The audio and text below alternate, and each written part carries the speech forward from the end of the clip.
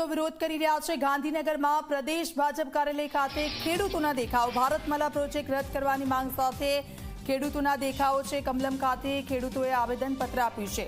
તો ભારતમાલા પ્રોજેક્ટ છે તેને લઈને ખેડૂતોનો આ દેખાવ છે। હિતલ અમારી સાથે જોડાયેલા છે। હિતલ, શું કહેવું છે આ ખેડૂતોનું, શું માંગ છે તેમની ભારતમાલા પ્રોજેક્ટને લઈને, દેખાવો કેમ? જી, ચોક્કસ એવું કહી શકાય કે ભારતમાલા પ્રોજેક્ટને લઈને ગાંધીનગર જિલ્લાના અનેક ગામો ઇફેક્ટ થઈ રહી છે, અસર થઈ રહી છે, અને એ ખેડૂતો દ્વારા આ ભારતમાલા પ્રોજેક્ટનો વિરોધ કરવામાં આવી રહ્યો છે। સ્વાભાવિક છે કે તેમની જમીનો એમાં જાય છે અને સીધી જ એન્ટ્રી તેમની જાણ બહાર પણ કરવામાં આવી હોવાની ફરિયાદ ખેડૂતો દ્વારા કરવામાં આવી છે।